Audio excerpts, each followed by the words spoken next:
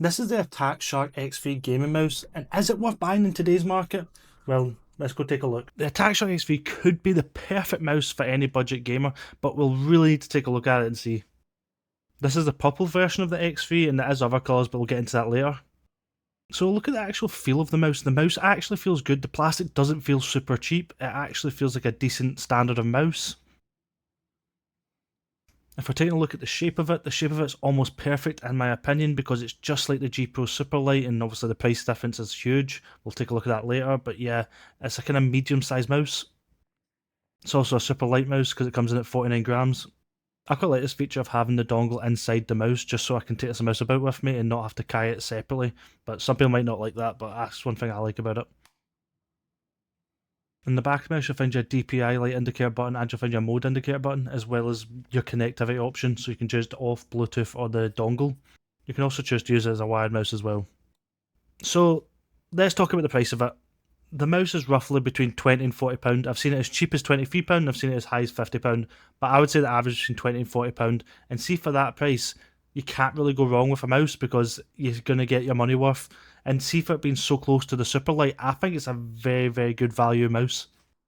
And don't think I wouldn't give a review without actually showing you the mouse in use. So I decided to play Siege. I mapped the buttons for knife and stuff like that just to get the kind of feel of it. I must admit, I actually enjoyed it more in FPS games than I did other games because I just felt, I don't know, it just felt more comfortable. I'm not saying that it was bad in other games, I'm just saying that's what it felt like. The mouse itself has the Pixar PAW 3395 sensor, so basically one of the best sensors you can get for a mouse on the market, so you could definitely feel that when you were playing with it. It didn't feel sluggish or anything, it was very responsive. So I want to slow the gameplay down a little bit and play some Minecraft Cobblemon. One thing I want you guys to look at is my hand movement while playing. I'm making big movements obviously in the game, but I'm only moving my hand slightly because I'm using the high DPI, and I felt it was very responsive, even playing in the highest DPI. It was very, very comfortable to use. But I'll mention one thing that I didn't like. I actually didn't like using the Bluetooth setting. I prefer the dongle because I felt the Bluetooth was actually slightly slower. But this could just be specific to my mouse, like it could have just been this specific mouse that's got the issue. But I did find it, the dongle was better anyway, and I preferred the dongle, so I just used that. It does have a very good battery life as well. I'm not going to say it has the 200 hours that it says it has, but it definitely has a good battery life on it. Here's how the mouse sounds.